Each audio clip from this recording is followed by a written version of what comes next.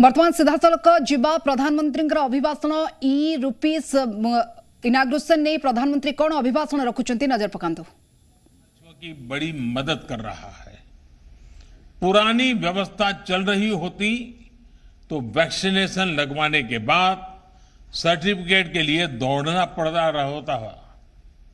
दुनिया के कई बड़े देशों में भी आज पेपर पर हाथ से लिख करके सर्टिफिकेट दिया जा रहा है, लेकिन भारत के लोग एक क्लिक में डिजिटल सर्टिफिकेट डाउनलोड कर रहे हैं। इसलिए आज भारत का कोविन सिस्टम दुनिया के कई देशों को आकर्षित कर रहा है। भारत इसे दुनिया के साथ साझा भी कर रहा है। साथियों, मुझे याद है कि 4 साल पहले जब भीम ऐप लॉन्च किया गया था, तब मैंने कहा था कि वो दिन दूर नहीं जब अधिकांश बिजनेस ट्रांजैक्शन नोट और सिक्कों के बजाय डिजिटली होंगे।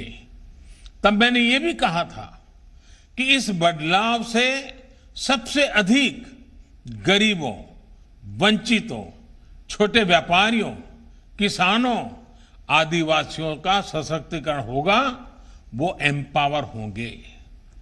आज हम ये साक्षात अनुभव कर रहे हैं। हर महीने यूपीआई ट्रांजैक्शन के नए रिकॉर्ड बन रहे हैं। जुलाई महीने में 300 करोड़ से अधिक ट्रांजैक्शन यूपीआई से हुए हैं, जिसमें 6 लाख करोड़ रुपए का लेन देन हुआ है। आज चाय, जूस और फल सब्जी का ठेला लगाने वाले भी इसका उपयोग कर रहे हैं।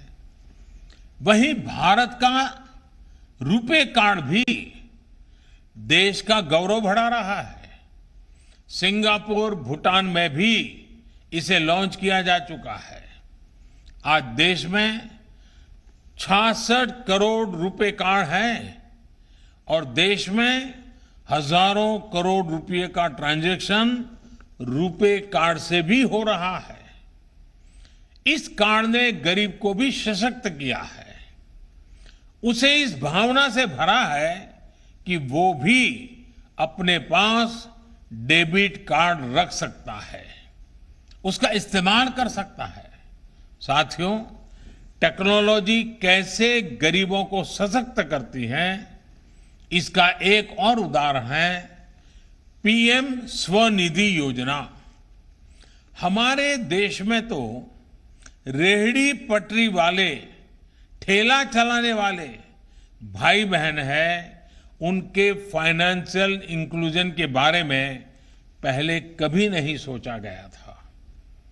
अपना काम आगे बढ़ाने के लिए उन्हें बैंक से मदद मिलना असंभव था। जब डिजिटल ट्रांजैक्शन की कोई हिस्ट्री ही ना हो, कोई डॉक्यूमेंट ना हो, तो बैंक से लोन लेने के लिए हमारे रेहड़ी पटरी वाले साथी पहला कदम भी नहीं बढ़ा पाते थे। इसी को समझते हुए हमारी सरकार ने पीएम स्वनिधि योजना की शुरुआत की। आज देश के छोटे बड़े शहरों में 23 लाख से अधिक रेहड़ी पटरी और ठेले वालों को इस योजना के तहत मदद दी गई है।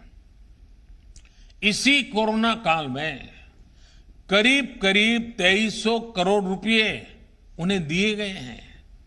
ये गरीब साथी अब डिजिटल ट्रांजैक्शन कर रहे हैं और अपना लोन चुका रहे हैं। यानी अब उनके लेन देन की एक डिजिटल हिस्ट्री बन रही है। पीएम स्वनिधि में ये व्यवस्था की गई है कि 10,000 रुपए का पहला लोन चुकाने पर 20,000 का दूसरा लोन और दूसरा लोन चुकाने पर 50,000 का तीसरा लोन रेहड़ी पटरी वाले साथियों को दिया जाएगा। आपको जानकर खुशी होगी कि आज सैकड़ों रेहड़ी पटरी और ठेले वाले भाई बहन अब तीसरा लोन प्राप्त करने की दिशा में आगे बढ़ रहे हैं। साथियों, देश में डिजिटल इंफ्रास्ट्रक्चर और डिजिटल ट्रांजैक्शन के लिए जो काम पिछले 6-7 वर्षों में हुआ है, उसका लोहा आज दुनिया भी मान रही है। विशेषकर भारत में फिनटेक का बहुत बड़ा आधार तैयार हुआ है। ऐसा आधार तो बड़े बड़े देशों में भी नहीं है। देशवासियों का पॉजिटिव माइंडसेट, फिनटेक सॉल्यूशन को एडॉप्ट करने की उनकी क्षमता भी असीम है। इसलिए ये आज भारत के युवाओं, भारत के स्टार्टअप इकोसिस्टम के लिए भी बेहतरीन मौका है। भारत के स्टार्टअप्स के लिए फिनटेक में अनेकों संभावनाएं हैं। साथियों, मुझे विश्वास है कि ई रूपी वाउचर भी सफलता के नए अध्याय लिखेगा।